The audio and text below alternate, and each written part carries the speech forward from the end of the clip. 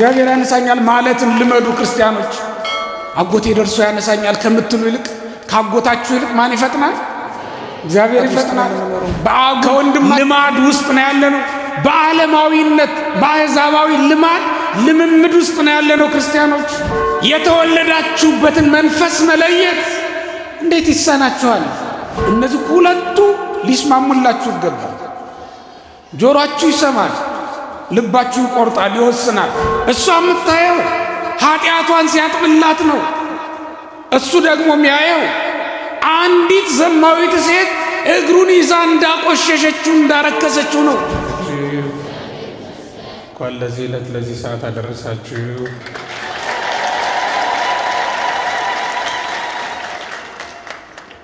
ሰማያትን በጥበቡ የሰራ ምድርንም በባህር ላይ ያጸና ጥበቡ የማይመረመር ዘመኑ የማይቆጠር ረቂቅ የሆነው ዓለም እንዲሁም የሚታየውን ግዙፍ ዓለም መግቦ የሚያኖር በመስቀል ላይ በነበረ ጊዜ እነኋት እናታችሁ ብሎ እሷን ለእኛ እናት አድርጎ ሰጥቶናል።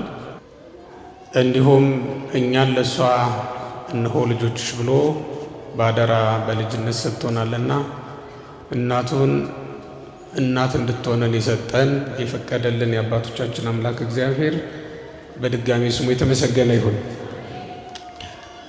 እንዳትሞቱ ከእርሱ አትብሉ በሚል ርዕስ የትምህርታችንን እንጀምራለን። እስኪ በሉት፣ እንዳትሞቱ ከእርሱ አትብሉ። እስኪ ድገሙት፣ እንዳትሞቱ ከእርሱ አትብሉ። ኦሪት ዘፍጥረት ምዕራፍ 3 ቁጥር 3 ላይ ያለ ቃል ነው። ሁልጊዜ የምትሰሙት የለመዳችሁት ታሪክ ውስጥ የሚገኝ ቃል ነው። እግዚአብሔር አምላክ እንግዲህ የሚነግረን እሱ የወደደውን የፈቀደውን ነውና ለሕይወታችን የሚያስፈልገንን መንገድ የሚሆነንን ወይም መንገድ መሪ የሚሆነንን ቃሉን እንዲነግረን ቅዱስ ፈቃድ ይሆንልን። ለእያንዳንዳችን የጎደለንን የሚያውቀው እሱ አይደለም? ከእሱ በቀር ሌላ የሚያውቀው አለ? ሰባኪ ሊያውቀው ይችላል የጎደለንን? ስብከት ወይም የእግዚአብሔር ቃል የጎደለ ሕይወት መሙያ የጠመመ ማቅኛ ነው። ሕይወታችን ቢጣመም የሚያቃናው የማን ቃል ነው? የእግዚአብሔር ቃል ነው። ሕይወታችን ጎዶሎ ቢሆንብን የሚሞላው ማን ነው? የእግዚአብሔር ቃል ነው። ምክንያቱም እግዚአብሔር በመጀመሪያም ይህን ዓለም ያጸናው በቃሉ ነው። አሁንም የሚያኖረው በቃሉ ነው። በኋላም ሰው ሆኖ መጥቶ ያዳንን የእግዚአብሔር ቃል ነው። ወገኖች፣ እኛ በቃል ተፈጥረን በቃል እንደገና ሞተን ተነስተን የተሰራን ፍጥረቶች ነው። እግዚአብሔር አምላካችን ተስፋውንም የነገረን በቃሉ ነው። አምነንም የመጣን ቃሉን ነው። ስለዚህ ለእያንዳንዳችን በየቤታችን በየሕይወታችን የጎደለውን ነገር ከሱ በቀር ያውቃል ማንም ያውቅ ስለሌለ ሰባኪው የሚናገረው እግዚአብሔር ያቀበለው ምክንያት እንዲሆን ነው የሚናገረው። ኃጢአተኛም ቢሆን ጻድቅም ቢሆን ሰባኪው እግዚአብሔር በዚያ ሰው ላይ አድሮ ይናገራል አይናገርም?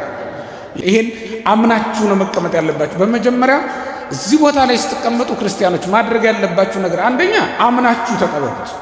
የምትሰሙትን ቃል የማን ቃል ነው ብላችሁ፣ ማን ይናገራል ብላችሁ፣ እግዚአብሔር ይናገራል ብላችሁ አምናችሁ ተቀበሉት። እግዚአብሔር ይናገራል ብለን እንመን። ሁለተኛ እግዚአብሔር ይሰራናል ብለን እንመን። በምኑ? በቃሉ። ሰማያትን ያጸናቸው በምኑ ነው? በቃሉ ነው። ምድርን የሰራት በምኑ ነው? በቃሉ ነው። መላእክትን ያረጋጋቸው በምኑ ነው? በቃሉ ነው። አንድ ጊዜ ሲናገር እኮ ነው የጸኑት። በመልአኩ በገብርኤል አድሮ ሲናገር አንድ ጊዜ ጸኑ። ንቁም በበለን በቃ። ከዛ በላይ ሌላ ቃል አልሰሙም። ከዛ በኋላ ብርሃን መጣ፣ ያንን አዩ፣ ጸኑ። ከዛ በኋላ ቅዱስ ብለው ማመስገን ጀመሩ። የሆነው ነገር ይሄ ነው። ስለዚህ እግዚአብሔር በማንም ላይ ቢሆን አድሮ እንደሚሰራን ማመን አለብን። ቃሉ ይሰራል ብሎ ማመን ይገባል። ሶስተኛ ቃሉ ያጸናል ብሎ ማመን ይገባል። እዚህ ስንመጣ እንደዚህ አይነት ነገሮችን አምነን ተስፋ አድርገን ነው ማለት። በቃሉ ተስፋ ማድረግ ይኖርብናል ወገኖች። ቃሉን ሰምታ ነው እመቤታችን ቅድስት ድንግል ማርያም ለቃሉ የታዘዘች። ለቃሉ ስለታዘዘችም ነው ወላዲተ አምላክ የሆነችው። ለቃሉ ስትታዘዝ። ቃሉን እኮ ነው የሰማችው። እግዚአብሔር በአካል መጥቶ አላነጋገራትም። ገብርኤልን ነው የላከላት። ቅዱስ ገብርኤል መጣ፣ ነገራት። ከእግዚአብሔር ተልኮ የመጣ መሆኑን ስታውቅ ስትረዳ ነገሩን መርምራ ይኩነን ያለች፣ ታዘዘች። ለቃሉ የምትታዘዝ ሆነች ማለት ነው። በመጀመሪያ ቃሉን እንስማ፣ ከዛ ቃሉን ለመፈጸም ደግሞ እንትጋ። እነዚህ ሁለት ነገሮችን ማጣመር ይኖርብናል ክርስቲያኖች። እነዚህ ሁለቱ ካልተስማሙ ጥቅም የለውም። ምንና ምን? ቃሉን መስማትና ቃሉን ማድረግ። እስኪ በሉት፣ ቃሉን መስማትና እነዚህ ሁለቱ ሊስማሙላችሁ ይገባል። ጆሮአችሁ ይሰማል፣ ልባችሁ ይቆርጣል፣ ይወስናል። ሌሎች ሕዋሳቶቻችሁ ደግሞ ስራ ይሰራሉ። እንደዚህ ነው የሚደረገው ማለት። ጆሮአችሁ የሰማውን ልባችሁ ይቀበለዋል፣ ውሳኔ ያስተላልፋል። ሕዋሳቶቻችሁ ደግሞ ተቀብለው ይተገብሩታል። ይሄ ሆነ እንደሆነ እግዚአብሔር በእኛ የሚሰራት ስራ እያደገች ዕለት ዕለት እያደገች ነው የምትሄደው ማለት ነው። ዕለት ዕለት እያደገች እየተጨመረች ነው የምትሄደው ማለት ነው። ስለዚህ በማንም ቢሆን እግዚአብሔር ይናገረናል ብለን ማመን ይኖርብናል። ስለዚህ በዚህ አሁን ባነሳሁላችሁ ርዕስ ላይ እግዚአብሔር ምን እንደሚነግረን የሚያውቀው እርሱ ነው። እውነት ለመናገር የጎደለንን ነገር ሊሞላ ስለሆነ የሚናገረው እግዚአብሔር ተናግሮት የማይጠቅም ነገር ደግሞ የለም። ስለዚህ በልብ በተመስጦ ሆነን እንድንሰማ አምላካችን እግዚአብሔር ይርዳን። እንዳትሞቱ ከእርሱ ምን አትበሉ፣ አትብሉ። እግዚአብሔር ለአዳምና ለሔዋን የሰጠው ትእዛዝ ነው። ሔዋን እባብ መጥቶ በጠየቃት ጊዜ የመለሰችው መልስ ነው። እንዳትበሉ የተከለከላችሁት ምንድን ነው ብሎ ሲጠይቃት በገነት መካከል ካለው ዛፍ ሁሉ እንበላለን፣ ነገር ግን ከዚህ ዛፍ እንዳትበሉ እንዳትሞቱ ከእርሱ አትብሉ ተብለናል ብላ ነገረችው። ሰይጣን የመከራት ደግሞ ሌላ ነው። ስለምትሞቱ ሳይሆን ይህን በበላችሁ ቀን ዓይኖቻችሁ ይከፈቱና እንደ እግዚአብሔር ትሆናላችሁ፣ ይሄ ስለሆነ ነው እንጂ ስለምትሞቱ አይደለም ብሎ ነገራት። ያደረገችውን ያው ታውቁታላችሁ። እግዚአብሔር ይህንን ዛፍ ሲከለክላቸው እንዳትሞቱ ነው ያለ። የእግዚአብሔር ጥበቃ ሰውን ሁልጊዜ የሚጠብቀው ከሞት ነው ማለት ነው። የሰው ሞት የሚጀምረው የእግዚአብሔርን ትእዛዝ ማፍረስ ሲጀምር ነው። እንዳትሞቱ ያለበት ምክንያት እግዚአብሔር ትእዛዙን በማፍረሳቸው ከሱ ስለሚለያቸው ነው። ትእዛዙን ማፍረስ ከእግዚአብሔር ይለየናል። ከእግዚአብሔር መለየትም ሞት ይሆንብናል፣ ወይም እሱ ራሱ ሞትን ያመጣብናል ማለት ነው። ሞት በዚህ አሁን ባነበብኩላችሁ ቃል ላይ ከእግዚአብሔር መለየት ነው ሞት ተብሎ የተጠራው። ለዚያ ምክንያት የምትሆናቸው ደግሞ ትእዛዙን ማፍረሳቸው ናት። ይህን እንዳያደርጉ ነው እግዚአብሔር አስቀድሞ እንዳትሞቱ ከእርሱ አትብሉ ብሎ የከለከላቸው። እንዳንሞት ሁላችንንም አምላካችን እግዚአብሔር ይጠብቃል። ሰው በሕይወት መኖርም መሞትም በነፃ ፈቃዱ ራሱ የሚወስናት ውሳኔ ናት። አምላካችን እግዚአብሔር በኦሪትም ለነበሩት ሕዝቦች መልእክት ሲያስተላልፍ በሙሴ በኩል በሕይወት ትኖር ዘንድ ሕይወትን ምረጣት ብሎ በነፃ ፈቃድ እንዲመርጡ ፈቅዶላቸዋል። በኦሪት ዘዳግም ምዕራፍ 30ን ስትመለከቱት በሕይወት ትኖር ዘንድ ሕይወትን ምረጣት ይላል። እስኪ በሉት ሁላችሁ፣ ሕይወትን ምረጣት ነው። ይህም ማለት ወገኖች የእግዚአብሔርን ትእዛዝ ጠብቆ መኖር ነው። የሰው ሕይወቱ የእግዚአብሔርን ትእዛዝ መጠበቅ ስለሆነች ነው። ምክንያቱም ጌታ ሲያስተምረን ምንድን ነው ያለ? ቃሌን የሚጠብቅ ሞትን አያይም አይደል የሚለው?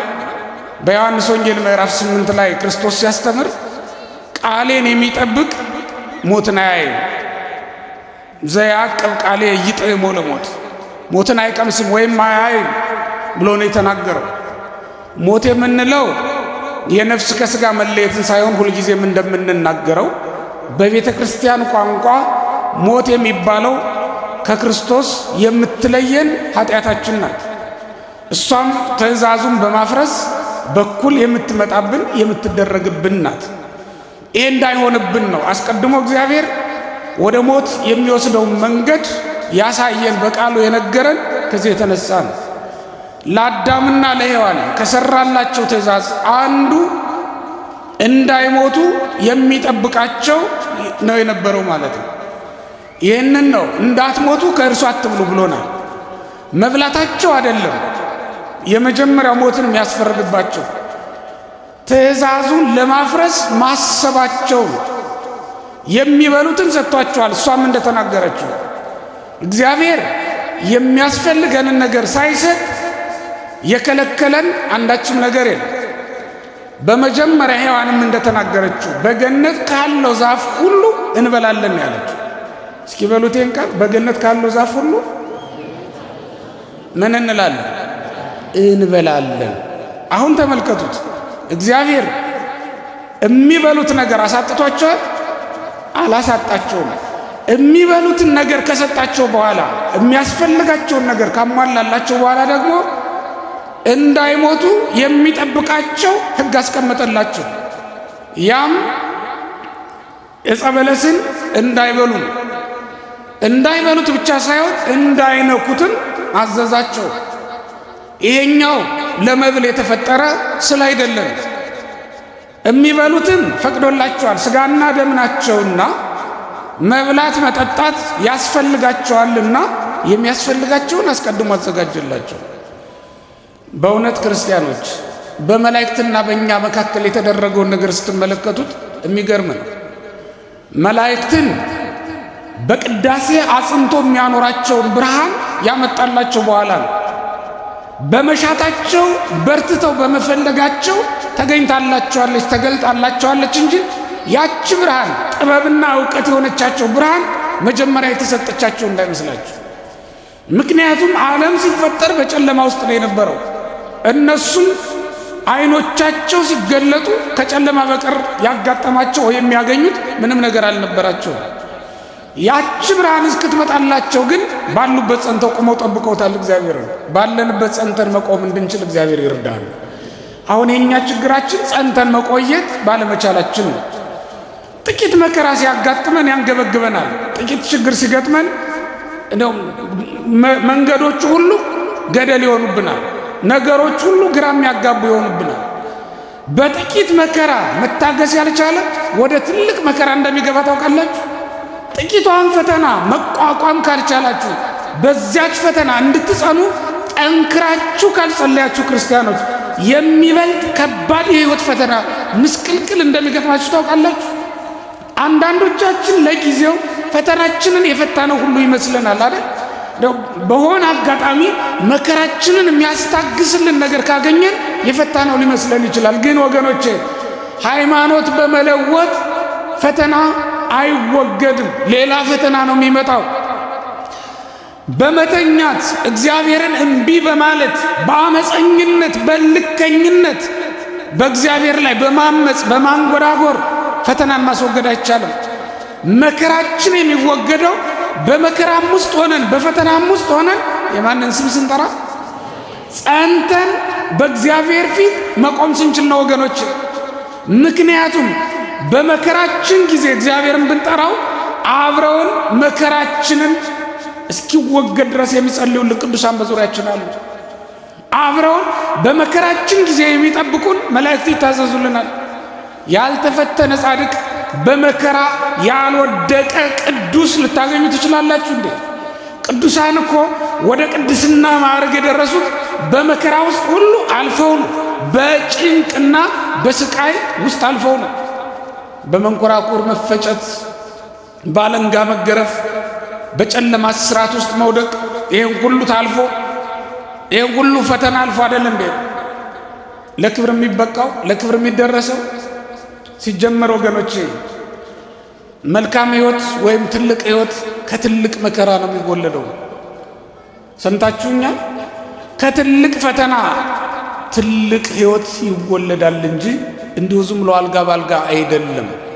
መልካም ነገር የሚገኘው ትልቅ ነገር ትልቅ በረከት የሚገኘው 7 አክሊላት ከሰማይ እስኪወርዱለት እኮ ድረስ ቅዱስ ጊዮርጊስ የተቀበለው መከራ ተነግሮ የሚያልቅ ነው። 3 ጊዜ ገለውታል እኮ 3 ጊዜ ሞቷል። በነፋስ ዘርተውታል፣ በመንኮራኩር አድቅቀውታል፣ ብናኝ አድርገውታል።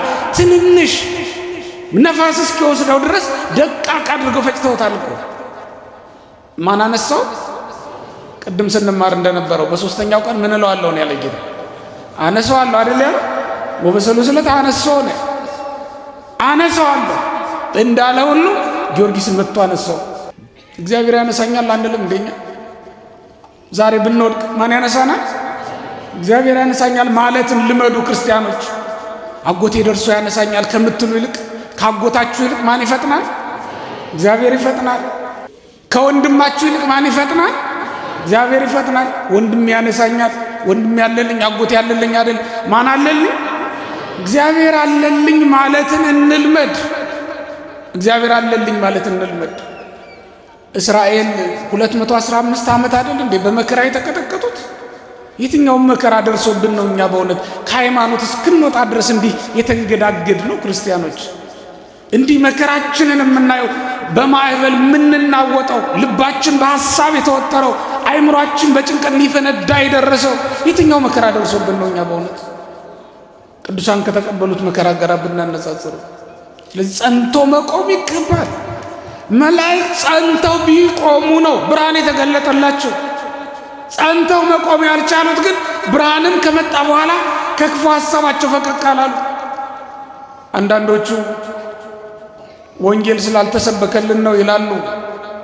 ቀደም ሲል ሃይማኖታችንን ለውጠን ከቤተ ክርስቲያን ወጥተን የቀረነው አሁን የሚሰበከው ወንጌል ስላልተሰበከልን ነው ይላሉ። ዛሬም ወንጌል ተሰብኮላቸው ክርስቶስ በግልጥ ተነግሯቸው አይመለሱም። ልክ እንደ ሳጥናኤል በዛው በሄዱበት በጀመሩት ስህተት በዛው ሕይወታቸውን የሚያጠናቅቁ በጣም ብዙዎች ናቸው። ከስህተታችን ሳንመለስ ጠሪ ሞት እንዳያዝብን እግዚአብሔር መልካም ፈቃዱ ይሆነልን። በዚያች ብርሃን አማካኝነት ነው እንግዲህ እግዚአብሔርን ያገኙት፣ ቅዱሱ ላይ ያመሰገኑት፣ አንድነት ሶስትነት የተገለጠላቸው። ያች ብርሃን እስክትመጣ ድረስ ግን ምንም እግዚአብሔርን ሊያውቁ የሚችሉበት ምክንያት አልነበረቻቸው። ሰው ግን ከዚህ የተሻለ በጎ ነገር ተደርጎለታል። ተመልከቱ፣ ለሰው የተደረገው ነገር በጣም ትልቅ ነው። እግዚአብሔር ወደ ሞት የሚወስደውንና ወደ ሕይወት የሚያደርሰውን መንገድ አስቀድሞ አስታውቆታል። እግዚአብሔር ይሄን ብትበላ ትሞታለህ፣ ይሄን ግን ብትበላ በሕይወት ትኖራለህ ብሎ ነግሮታል። ይሄን አትብላ፣ እንደውም አትንካው፣ ምን እንዳትሞት። እግዚአብሔር የሚጎልበት ሆኖ አይደለም ወገኖቼ። በገነት መካከል ካለው ዛፍ እነሱ ቆርጠው ሲበሉ ገነት የምትመነጠርበት የገነት ደን የሚጎልበት ሆኖ እንዳይመስላችሁ። እግዚአብሔር ገነት ራቁቷን የምትሆንበት ሆኖ አይደለም። ሰው እንዳይጎልበት ስለሚፈልግ ነው። ሰው እንዳይሞት ይፈልጋል እግዚአብሔር። ለዚህ ነው እግዚአብሔር ምን አደረገ? የሞትን ምስጢር የሞትን መንገድ አስቀድሞ ነገረው፣ አስጠነቀቀው።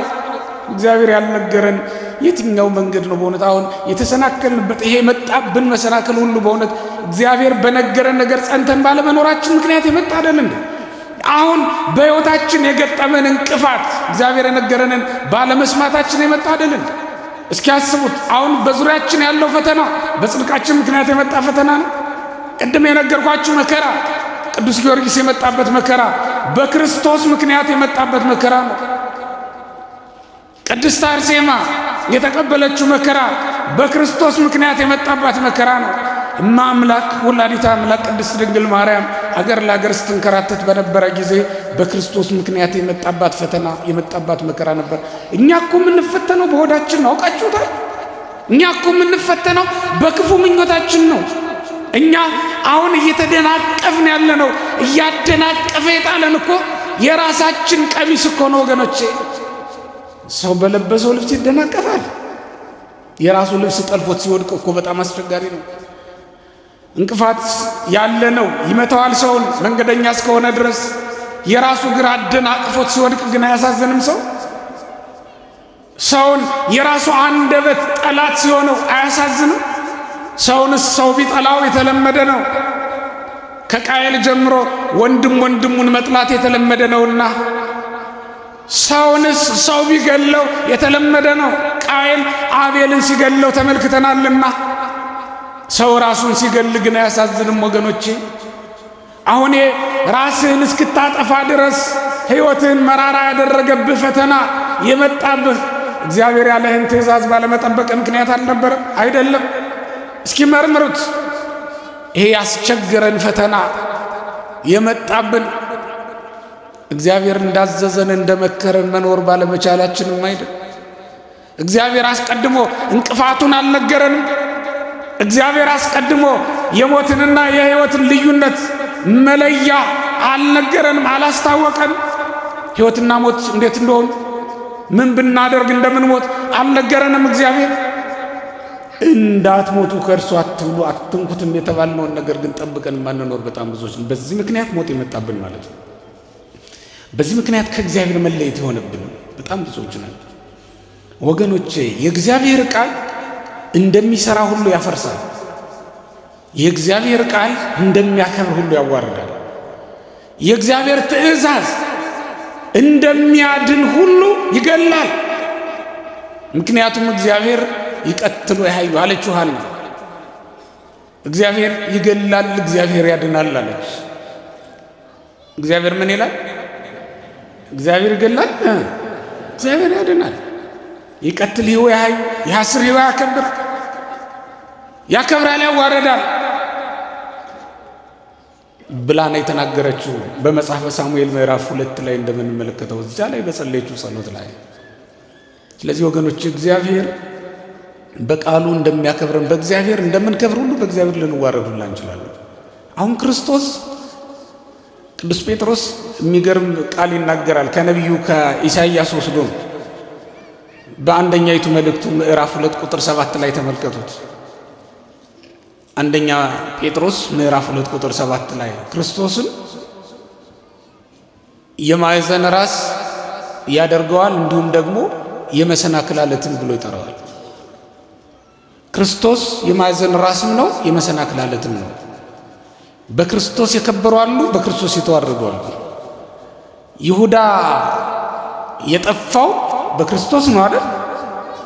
ክርስቶስን ሽጦ ነው።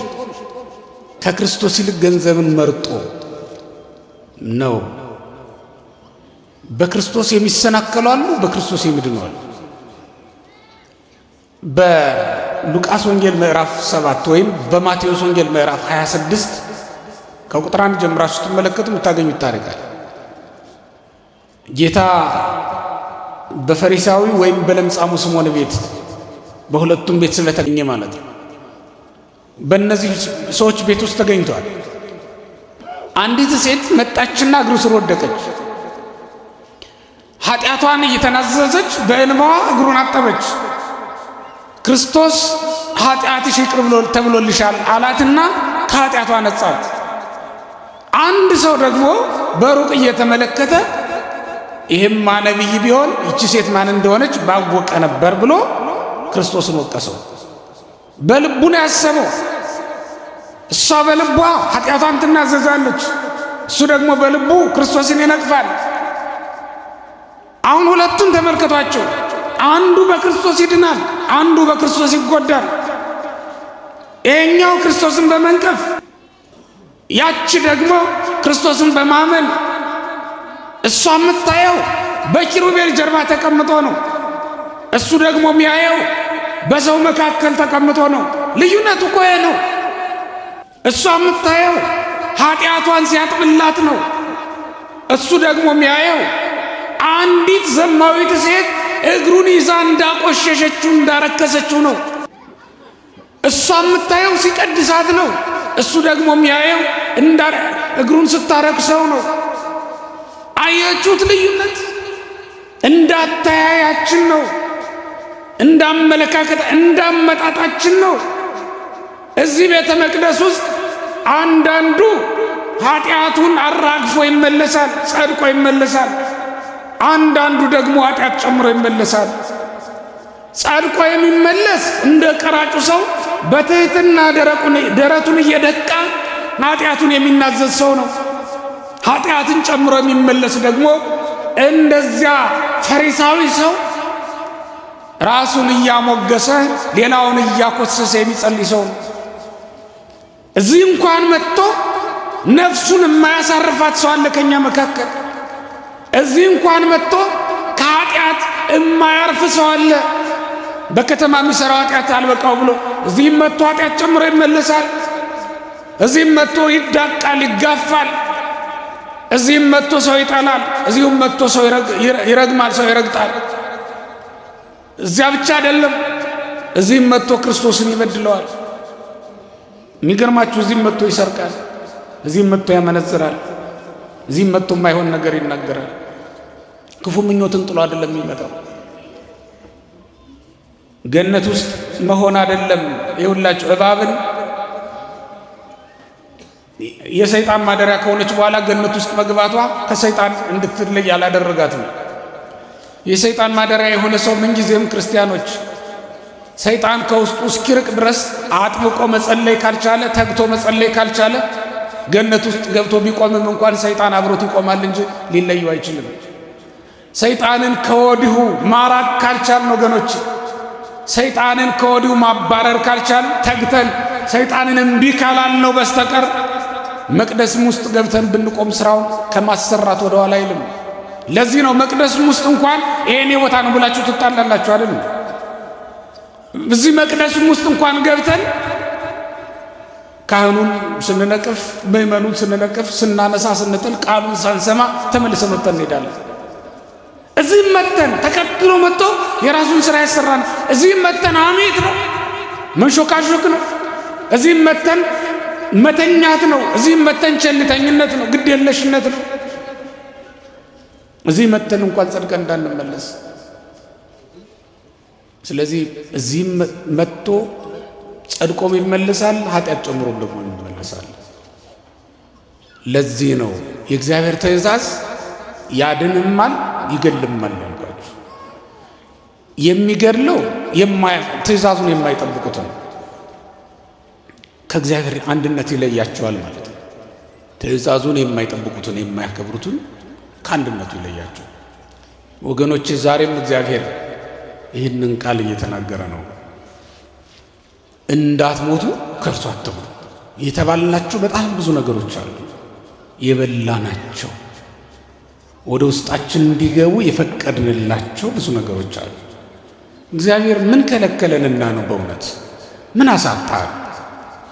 ስጋውን ከመስጠት ደሙንም ከማጠጣት በላይ ምን ሊያደርግልን ይችላል? በእውነት እግዚአብሔር ካደረገልንስ በላይ ሊያደርግልን የሚችል ማን ነው? በእውነት ከእግዚአብሔር ለመለየት ያሰብነው፣ እግዚአብሔርን ማመስገን የተውነው፣ እግዚአብሔርን ከማመስገን የራቅነው፣ ከእግዚአብሔር በላይ እግዚአብሔር ካደረገልን ነገር በላይ ማን አድርጎልን ነው? በእውነት የተደረገልንን ነገር ሁሉ ያደረገልን እግዚአብሔር አይደለም? እግዚአብሔር እኮ ነው ሁሉን ነገር ያደረገልን ያስገኘልን። የምንበላውን የምንጠጣውን ብቻ አይደለም፣ የሚያስፈልገንን ነገር ሁሉ በቀንም በሌሊትም የሚያደርግልን የሚያዘጋጅልን እኮ እሱ ነው። ወገኖቼ እግዚአብሔር ከሰጠን ስጦታዎች መካከል አንዷ ስትጎድ ሰውነታችን ይታወቃል። ስለዚህ እግዚአብሔር የሰጠን ነገር በሙሉ ምን ያክል ለኛ አስፈላጊና ጠቃሚ እንደሆነ ተመልከቱት፣ አስቡት። የሚያስፈልገንን ነገር ሁሉ አዘጋጅቷል እግዚአብሔር። በዓለም ውስጥ ለኛ የሚያስፈልገንን ነገር በሙሉ እግዚአብሔር አዘጋጅቶ ነው የሰጠን የሰራን። የዚህ ዓለም መንግስታት ቤት የምትሰሩበት ቦታ ይሰጧችኋል እንጂ ቤት ሰርተው አይሰጧችሁም አይደል? እንዲያውም በኋላ መጥተው በሰራችሁት ቤት ላይ ቤቱን ሰርታችሁ ስትገቡበት ደግሞ የጣራ ግብር ክፈሉ ብለው ደግሞ ሊከሷችሁ ይችላሉ አይደል? ጣራውን እኮ እነሱ አላጸደቁላችሁም አይደል? ከጣራው አግዘዋችሁ ግን አይደለም። እግዚአብሔር የምንቆምበትን የምንቀመጥበትን ምድር በላዩ ላይ ደግሞ ጠፈር ሰርቶ እንደ ጣራ አድርጎ እንዳይጨልመን ብርሃናትን አድርጎ የሚያስፈልገንን ነገር ሁሉ አድርጎልናል። እግዚአብሔር ካደረገልን ነገር በላይ ሊያደርግልን የሚችል ማንም የለም። ይሄም ሆኖ ግን አለማመስገናችን ተኝተን ማደራችን አይገርማችሁ? የእግዚአብሔርን ስም ሳይጠራ የሚውል እኮ በጣም ብዙ አለ። የሚጸልየውም ቢሆን ክርስቲያኖች ከእግዚአብሔር ፍቅር የተነሳ የሚጸልይ እንዳይመስላችሁ። ብዙዎቻችን ውሸታሞች ነን። መጸለይ እኮ ክርስቲያኖች፣ የክርስቲያን ጸሎት ከእግዚአብሔር ፍቅር የተነሳ የሚቀርብ ምስጋና ነው እንጂ ጸሎት የጎደለ ነገር መሙያ አይደለም። ጸሎት የእግዚአብሔርን ፍቅር በማሰብ ይዘነው የምንቀርብ መባ ነው። ቴዲ የሚዘምረው አንድ መዝሙር አለ። እሰይ ነጋ በቃ እሱ ነው መሆን ያለበት። ስላደረገልን በጎ ነገር ለማመስገን ነው መምጣት ያለብን። ብዙዎቻችን ሱባኤ የምንገባው፣ ብዙዎቻችን ከሰው ብንለየው፣ ብዙዎቻችን ረጅም ጸሎት የምናደርሰው አንዳች የጎደለ ነገር እንዲሞላልን ስለምንፈልግ ነው። ወገኖቼ በመጀመሪያ ምስጋናውን እናቅርብ ከፍቅሩ የተነሳ። ለዚህ እኮ ነው በጸሎታችን መግቢያ ላይ ይትቀደስ ስምከ ነው ማለት ምስጋና ነው የሚቀድመው ስለ ሁሉም ነገር። ተስፋ ስላስደረገልን ስለ መንግሥተ ሰማያት ልጆቹ ስላደረገን ስለዚህ ብቻ እግዚአብሔርን አስቀድመን ማመስገን ይኖርብናል እንጂ የጎደለ ነገር ለመሙላት ብቻ አይደለም። እግዚአብሔርን መፈለግ ያለብን ክርስቲያኖች፣ መጸለይ ያለብን፣ ማመስገን ያለብን። ይህን ባለማድረጋችን እንዳትሞቱ ከእርሱ አትብሉ ከተባሉት ሰዎች ጋር አብረን የሚገለውን ለሞት በሚሰጥ ሕይወት፣ ለሞት በሚያበቃ ሕይወት የምንኖር ሆነን የሞትንና የሕይወትን ልዩነትን ማናውቅ እንዲሁ ዝም ብለን የምንመላለስ ከንቶች ሆነናል ወገኖች። ይህን ባለማድረጋችን ሙሴ የተስፋይቱን ምድር ሳይወርስ የቀረው ባለማመስገኑ እንደሆነ አታውቁም እንዴ? በኦሪት ዘጸአት ምዕራፍ 17 ቁጥር 7 ላይ ስንመለከት ሙሴ ከዓለት ላይ ውሃ ባፈለቀ ጊዜ አመስግኖ ንሴቦን ደግሞ ነበር የሚሰጣቸው የነበረውና ከዕለታት በአንድ ቀን ግን ሳይሰጣቸው ቀረ። እንደዛ አድርጎ ይህንን ይዛችሁ ኦሪት ዘፍጥረት፣ ኦሪት ዘዳግም ምዕራፍ 32 ቁጥር 50 ጀምራችሁ ደግሞ ተመልከቱት። እስከ 52 ድረስ ያለውን ስትመለከቱት እስመ ይቀድስክሙኒ በኀበ ማየ ቅስት ይላል። በመሪባ ውሃ ዘንድ ስላላከበራችሁ ብሎ እግዚአብሔር ለሞት አሳልፎ እንደሰጠው የተስፋይቱን ምድር ታያታለህ እንጂ አትገባባትም፣ አትወርሳትም ብሎ እንደከለከለው ይነግረናል። ወገኖቼ እግዚአብሔር መልካም ቀኖችን እንዳናይ ይከለክለናል። ተው፣ በእውነት እናመስግነው፣ እንገዛለት። ይሄ ክርክር ይብቃል። ይሄ እልከኝነቱ፣ አመፀኝነቱ ይብቃል። ወደ ምስጋና እንመለስ። ማንጎራጎሩ ይብቃ። ስለ ስጋችን ጉድለት ማዘን መቆዘሙ ይብቃ። ለጎደለች ነፍሳችን እንጂ ለጎደለች ስጋችን አይደለም መጨነቅ ያለብን። ነፍሳችን ሲሞላላት ያን ጊዜ ስጋችንም አብሮ የሚሞላላት አይደለም። ነፍሳችን ስትጠግብ ያን ጊዜ ስጋችንም አብራ የምትረካ አይደለም። ቅዱሳን ለ7 ቀን ሳይበሉ ይቆያሉ። ግን በምስጋና የጠገበች ነፍሳቸው ለተራበች ስጋቸው መድኃኒት ስለምትሆናት አንድም ጊዜ እንኳን እንደራባቸው አያስቡትም። ከ7 ቀን በኋላ ምናልባትም ስለ ክብረ ሰንበት ጥቂት ነገር መራራውንም ሆነ ጣፋጩን ቅጠል ሳይመርጡ ከቅጠሉ ሸምጥጠው የቀምሱ ካልሆነ በስተቀር ደግሞ ሌላም ነገር አይቀበሉም፣ አይበሉም። ይህን እያደረጉ እግዚአብሔርን ያገለግሉታል፣ ያመሰግኑታል። ምስጋናው ምድራችንን በእውነት መልካምነት የተሞላች ያደርጋት ነበር አይደል? እግዚአብሔርን እያመሰገን ብንኖር ትዳራችን መልካም ይሆን ነበር አይደል? እግዚአብሔር መልካም ቀኖችን እንዳናይ የከለከለን ለዚህ ይሆናል ወገኖች። የምንሰማው ጦርነት ነው፣ የምንሰማው አዋጅ ሞት ነው፣ የምንሰማው መለያየት ነው። እያነስን ነው የምንሄደው በየቀኑ፣ እየተቀነስን ነው የምንሄደው በየቀኑ። መቃብር ሲቆፍር ነው የምናይ በየቀኑ። የወደቀ ሰው ነው የምናይ በየቀኑ። የሚለምኑት ጎዳና የሚወጡት የሚራቡት እየበዙ ነው የሚሄዱት በየቀኑ።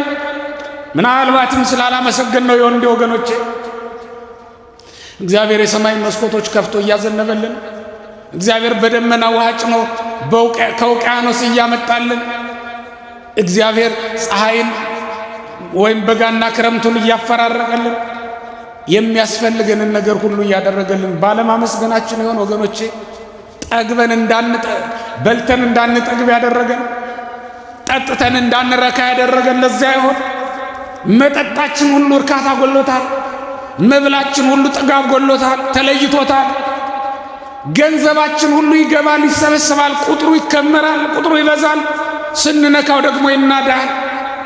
የካብነው ተንዶብናል፣ የጀመርነው ወይም የሰራነው ፈርሶብናል። የሰራነው ቤት አላስደስት ብሎናል ወገኖች።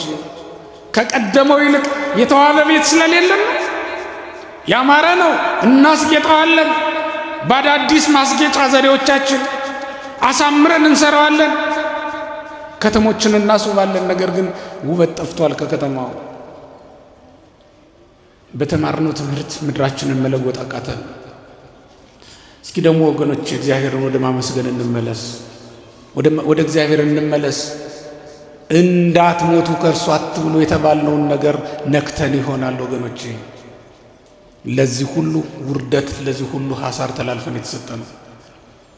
እንዳትስሙት የተባልነውን ትምህርት እየሰማን፣ እንዳታመልኩት የተባልነውን ባዕድ አምላክ እያመለክ፣ እንዳትከተሏቸው የተባሉትን ሐሰተኛ ክርስቶሶችን እየተከተል አሁን በዚህ ዘመን በእውነት የተነገረው ትንቢት ሁሉ አንድ በአንድ እየተፈጸመ እያየን እማንደነግጥ እማንመለስ ጨካኞች ድንዙዞች ከሆነናል።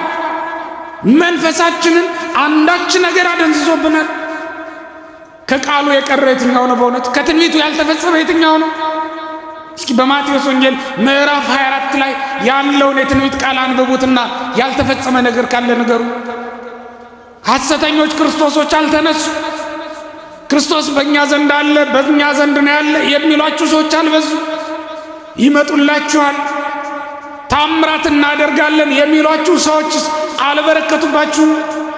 እኛ ቤተ ክርስቲያንም አሉ አንዳንዶቹ አይታጡም፣ የሐሰት ታምራት እያደረጉ ገንዘብ የሚሰበስቡ።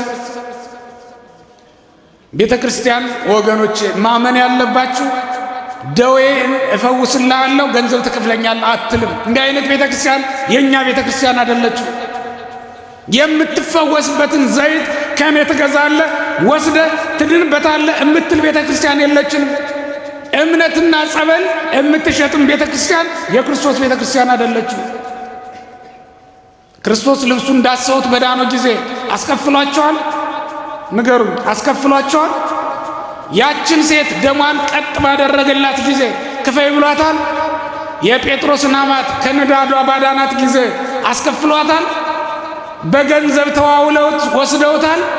አላደረጉም። የክርስቶስ ቤተ ክርስቲያን እንዲህ አይደለችም። ማንም ሰው ስለ ዳነ ሊከፍል ይችላል። ስላዳንኩ ክፈል የምትል ቤተ ክርስቲያን ግን የለችም። ይሄ ውሸት ነው። ከሌሎች የቃረሙትን እዚህ ያመጡ በእግዚአብሔር መቅደስ ውስጥ የሚያደርጉ ካሉ እነሱን እግዚአብሔር ይገስጽልን።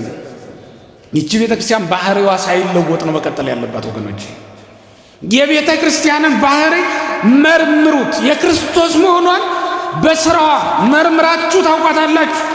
የክርስቶስ አካል እውነተኛዋ ክርስቶስ ራስ የሆነላት ቤተ መቅደስ የትኛዋ እንደሆነች በሚገባ ባህሪዋን ብትመረምሩ ታገኙታላችሁ። ቅድስናን የምታካፍለን ናት። የክርስቶስ ሥጋና ደም የሚበላባትና የሚጠጣባት ናት። የእግዚአብሔር መንግሥት ለማውረስ ካልሆነ በስተቀር ለሌላ ነገር የማትተጋ ቤተ መቅደስ ናት የክርስቶስ ቤተ ክርስቲያን። ቤቱም የእውነት አምድ አይደለም ነው ቅዱስ ጳውሎስ። ጽኑ የሆነ የእምነት አምድ ያለባት እናት ይህች ቤተ መቅደስ የእግዚአብሔርን ቃል የምትሸቃቀጥ አይደለች ማለት ነው። ይህንን መርምራችሁ ማወቅ ሲገባ በባዕድ ትምህርት እንዴት ትወሰዳላችሁ ወገኖቼ? እስራኤልን በባዕድ ምድር አትኖሩም ወገኖቼ ልጆቼ ብሎ ከባዕድ ምድር ሲያመጣቸው እያያችሁ በባዕድ ምድር ለመኖር እንዴት ትሄዳላችሁ? በእንግዳ ትምህርት እንዴት ትወሰዳላችሁ? እግዚአብሔር ቤተሰቦች እግዚአብሔርን ማወቅ የወለዳችሁን የተወለዳችሁበትን መንፈስ መለየት እንዴት ይሳናችኋል? እየበላችሁት ያደጋችሁ ስጋና ደም አይናፍቃችሁም? ከዚህ ተለይታችሁ ስትሄዱ። ለነገሩ ወገኖቼ ሰይጣን ስራ ፈተን ከመንፈሳዊነት ተለይተን ስለሚያገኘን እንዳትበሉት እንዳትሞቱ ከእርሱ አትንኩ ብሎናል። ይህን ቃል አትስሙ ብሎናል ብትሉት እንኳን አስገድዶ ወደዚህ ያስገባችኋል። ስራ ፈት ሆናችሁ ነው ሆነን ነው የሚያገኘን። ከስጋው ከደሙ ከተለየሽ ስንት ዓመትሽ ነው? ከስጋው ከደሙ ከተከራክ ስንት ጊዜ ነው? መልካም ትዳር ወይም የተቀደሰ ጋብቻ መያዝ ከብዶ እዚያም እያልክ የምትኖረው እስከ መቼ ነው? እንዲህ ስትል ያገኛል፣ እንዲህ ስንል ያገኘናል። ከቃል እግዚአብሔር ተለይተን ከጉባኤ ርቀን ራቁታችንን ሆነን ቅድስና አልባዎች ሆነን ወዲያና ወዲህ ስንዋትት ወይ ዓለም አልሞላልን ወይ ደግሞ መንፈሳዊ ሕይወታችን አልተሳካልን። እንደው ግራ እንደገባን ሰይጣን ያገኘንና በዚያው የለም አትሞትም እንደውም እንደ እግዚአብሔር ትሆናለህ ይላል። ይህ ሐሰት ትምህርት የማይሆን ነገር አካውንታችሁ ላይ ብር እንሞላለን የሚሉ ሰዎችን ያስነሳን። አካውንቴ ላይ ገንዘብ ይሞላል ብለህ እንድትሄድ ያደርጋል ማለት ነው። እንኳን የሌለህን ገንዘብ ሊሞላልህ ያለህን ጸጋ ሁሉ ነው እኮ የሚወስድብህ ሰይጣን። ሲጀመር ይኸውልህ ያለንን ጸጋ ሊያስቀማን ሲፈልግ የሌለንን ነገር እንድንመኝ ያደርገናል። ሳይሰሩ መብላት ኃጢአት አይደለም እንዴ? ከየት ይመጣል? ከሰማይ እኮ ወርዶ ባንክ ቤት አይገባም ብር። የሰዎች ነው አይደል የሚሆነው? ሌብነት ነው። ሌብነትን የሚሰብክ ወንጌላን እንዲህም እንኳን ሲሉን እስክንታለል ድረስ እኮ ነው። እንደው ድንዙዝነትማ በደንብ ነው የመጣብን። መደንዘብ አሁን በዚህ ዘመን ይተኛል። ሌባ አለ በተባለበት አካባቢ ላይ ወይም ሌባ ባለበት መኪና ውስጥ ብትሳፈሩ ኪሳችሁን ጠብቃችሁ አይደል የምትቀመጡት? ሌባው በስቶ እያያችሁት ነፍሳችሁን ማትጠብቁ ለምንድን ነው ወገኖች? ልባችሁን ማትጠብቁ ለምንድን ነው? በልዩ ልዩ የማታለያ ንግግሮች እየወሰዱ በልዩ ልዩ ማታለያ ዘዴዎች እያወጡን ከቤተ መቅደሳችን ከእግዚአብሔር እየለዩን ከክርስቶስ ለይተው ሐሰተኛውን ክርስቶስን እየሰበኩልን። ይህን እኮ ነው እንዳትሞቱ ከእርሱ አትብሉ የተባልነው እኮ ይሄ ትምህርት ነው። የእግዚአብሔር ቃል ምግብ ነው ወገኖቼ። አትብሉ የተባልነው ያኛውን ነው፣ እንግዳውን ትምህርት ነው። ምግባችን ይሄ ነው፣ እውነተኛው ምግብ ከአባቶቻችን ቃል የምንሰማው እሱ ነው ወገኖቼ። ለዚህ እንዳንሞት አትብሎ የተባልነውን ነገር ልንበላ አይገባም። ከእውነተኛው ማዕድ ያም ከእውነተኛው ጉባኤ እውነተኛውን ትምህርት ስንሰማ ብቻ ነው ልንቀበለው የሚገባ። ያንን መብላታቸው ብቻ አይደለም፣ ከዚያ በኋላ ያንን በመብላታቸው የሕይወትን ዛፍ እንዳይነኩትም መከልከላቸው ነው ከባዱ ነገር። አሁን እኮ ብዙዎቻችን ወደ ስጋውና ወደ ደሙ ላለመቅረባችን ምክንያት የምናደርገው ኃጢአታችንን ነው አይደል? አዳምም የሆነበት ይሄ ነበር። እግዚአብሔር ምን አለ? ኦሪት ዘፍጥረት ምዕራፍ 3 ቁጥር 22 ጀምራችሁ ስትመለከቱት ከመይብላ አዳም ተሃቢሎ ነው። አዳም ተደፋፍሮ የሕይወትን ዛፍ እንዳይበላ እንዳይቆርጥ ይውጣ ተባለንም። እኛም የበላነው በለስ ወደ ሕይወት ዛፍ አላስቀርብ ብሎን የምንጨነቅ በጣም ብዙ ሰዎች አለን። የሕይወት ዛፍ የተባለው ቅዱስ ቁርባን ነው። ቅዱስ ኤፍሬም እንደተረጎመው ወደ ቁርባን ወደ ሕይወትን ወደሚሰጠን ፍሬ ሕይወትን ወደሚሰጠን መብልና መጠጥ እንዳንቀርብ ያደረገን እሱ ነው። የሕይወት ዛፍ የተባለው ንስሐ ነው። የሕይወትን ዛፍ እንዳንበላ ርቀን የቆምን በጣም ብዙ ሩቅ አይደለም፣ አጠገባችሁ ነው ያለው። የሚናደፍ እባብ ወደ እርሱ እየመጣ እየተመለከተ የማይሸሽ ሰው አለ? የሚናከስ ውሻ አፉን ከፍቶ እየመጣብን ሳለ የምንችለውን ያክል ነፍሳችንን ለማዳን ሳንታገል እንቀራለን እንዴ? ውሃዋን ላትችሉ ትችላላችሁ። በአጋጣሚ ግን ወደ ውሃ ውስጥ የመግባት አጋጣሚ ይፈጠርባችሁና መስጠም በጀመራችሁ ጊዜ የምትይዙትን የምትጨብጡትን ነገር ፍለጋ እጃችሁ መዘርጋታችሁ ይቀራል። አረፋውን ሳይቀር የሚያዝ መስሎን እንጨብጠዋለን። ሞት ነዋ እየመጣ ያለው። ማን ዝም ይላል? ብቅ ጥልቅ እንላለን። ይሄ ተፈጥሯዊ ነው። እኛ እኮ ወገኖች፣ እኛ ኦርቶዶክሳውያን በተለይ የሚናደፍ እባብ ፊታችን ላይ እየተዝለገለገ፣ የሚናከስ ውሻ ፊታችን ላይ እየተወረገረገ እየመጣብን እየተመለከት ለመስጠም እየተፍገመገምን እያለን ውሃ ውስጥ ገብተን እያለ ዝም ብለን የምንመለከት ሰዎች እኮ ነን። እጃችንን እንዲያው አረፋውንም ጀጀባውንም ለመያዝ እማንዘረጋ ፍጥረቶች እኮ ነን። ሰንፈናት። አሁን እኛ መተኛት ነበረብን። በእውነት ኃጢአት በዙሪያችን ከቦን፣ አሁን እኛ መተኛት ነበረብን። በእውነት ብዙ ወንድሞቻችን እህቶቻችን የክርስቶስ ሥጋና ደም በሌለበት መቅደስ ውስጥ እግዚአብሔርን ያመለኩ መስሏቸው በሐሰት አምልኮ ተውጠው ጠፍተውብን እያለ አሁን እኛ በእውነት እንዲህ ያለ ሐዘን መኖር ነበረብን። እኛ በእውነት በልተን ጠጥተን ደስ የምንሰኝበት ዘመን ነበረ። የሞቱ ወገኖቻችን ስንቶች ናቸው? እዚህ መድረክ ላይ አብረውን ያገለግሉ የነበሩ፣ አብረውን ይዘምሩ የነበሩ፣ ቃሉን ይናገሩ የነበሩ፣ በመጥፋታቸው እየረገምን ያባረርናቸው፣ ውጣ ውጣ ብለን የሰደድናቸው፣ ያላዘንላቸው፣ በእውነት ቀኖና ያልገባንላቸው፣ ሱባኤ ያልያዝንላቸው ስንቶች ናቸው? በእውነት ስለ ጠፉ ወገኖቻችን መጸለይ ያልነበረብን? አሁን እኛ የደስታ ጊዜያችን ነው። ግን እኛ ብዙዎቻችን አሁን ተመልሰን ጭፈራ ቤት እንገባለን። አሁን ተመልሰን ዘፈን እንሰማለን። አሁን ተመልሰን ወደ ቀደመው ስጋዊ ልማዳችን እንገባለን። በመብላትና በመጠጣት ውስጥ ሌሊቱን ሙሉ ተዘርሮ በመተኛት ውስጥ ነው የምንኖረው። እዛ ውስጥ የምንቆይበት ጊዜ አልነበረም። ከዚያ ልንወጣ ይገባናል። ምክንያቱም ሞት በየደጃችን እያንኳኳ ነው ያለው። በክርስቶስ ሥጋና ደም ታትመን ራሳችንን የምናነጻበት የምንጠብቅበት ጊዜ ላይ ነው ያለነው። እንዳትሞቱ ብሎናል እግዚአብሔር። ከዚህ አትንኩ ብሎናል። ይሄን እያሰብ ይሄንን ብነካ እሞታለሁ ማለት አለብን። ይሄንንም ባፈርስ እሞታለሁ፣ ይሄንን ብበላ እሞታለሁ፣ ይሄን ባላደርግ እሞታለሁ ማለት ይኖርብናል። ከእግዚአብሔር አንድነት እንዳንለይ አምላካችን እግዚአብሔር ይጠብቀን። ስላስተማረን ስለመከረን ስሙ ለዘላለም የተመሰገነ ይሁን።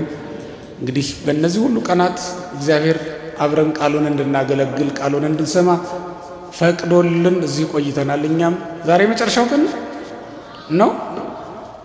እናንተም ዛሬ እንደተሰበሰባችሁ አትበተኑም አይደል? አትበተኑ። ልባችሁም አይበተን። በእውነት በየትኛውም ስፍራ እግዚአብሔር አለ ቢሏችሁ ከዚህ መቅደስም አትወጡ። አባቶቻችሁ ከሚነግሯችሁ ነገርም አትለፉ። አባቶቻችን የነገሩንን እሺ ብለን ብንቀበል ወገኖች እንጠቀምበታለን። ትርጉሙ አልገባን ብሎ ነው እንጂ ከእግዚአብሔር ያልተቀበሉትን አባቶቻችን ስርዓት አልሰሩልንም። ስለዚህ የነገሩንን ሁሉ ለሕይወታችን እንደሚረባ እንደሚጠቅም ቃል አድርገን ልንቀበለው ይገባል እንጂ ልናንጎራጉር በፍጹም አይገባም። ስለዚህ በዚህ ጸንተን እንድንኖር አምላካችን እግዚአብሔር ይርዳን። በዚህ በምድራዊቷ ጉባኤ ብቻ መሰላችሁ? በሰማዩ ጉባኤም እኮ ገና ቃሉን እናገለግላለን። ደስ አይልም? ክብርና ምስጋና ለእግዚአብሔር ይሁን።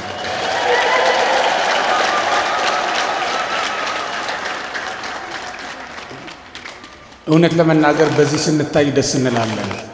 ክርስቲያኖች፣ ኦርቶዶክሳውያን ወደ ውጭ ስትወጡ ግን መንፈሳዊነት አይጉደልባችሁ። መንፈሳዊነታችሁ ነጠላችሁን ስታኖሩት አብሮ አይጥፋባችሁ። በእውነት እሱን ነው በደንብ ማሰብ ያለባችሁ። እንዲሁ ከዚህ ስትወጡ መንፈሳዊነቱን ትተውታላችሁ። ትጣላላችሁ፣ ትከራከራላችሁ። በፍቅር እንኑር ክርስቲያኖች፣ ክርስቶስን እንስበከው። በሕይወታችን በኑሯችን ክርስቶስን እንግለጠው። ክርስቶስን የሚያስመስል ሕይወት ይኑረን። የትኛው ነው ክርስትናችን? በእውነት ክርስቲያን የሚያስመስለው ኑሯችን፣ ክርስቲያን የሚያስመስለው ቃላችን የትኛው ነው? ወጥተንም ክርስቲያኖች ልንሆን ይገባል። እዚህ ብቻ አይደለም፣ ውጭ በቤታችንም በከተማ ክርስቲያን ልንሆን ይገባል። ምክንያቱም እኛ ክርስቲያን የምንሆነው እዚህ ብቻ አይደለም። እዚህ ስንመጣ ክርስቲያን ነን አይደል? ምንድነን? ከተማም ስንሄድ ምንድነን? ሌሊትም ሲሆን ምንድነን? ቀንም ሲሆን ምንድነን? ከበላንም በኋላ ምንድነን? ሳንበላም ምንድነን? በጾም ጊዜም በመብል ጊዜም በሐዘን ጊዜም በደስታ ጊዜም ሁል ጊዜም ምንድነን? ሁል ጊዜ ክርስቲያን አድርጎ ያኖረን እግዚአብሔር ይስጥልን።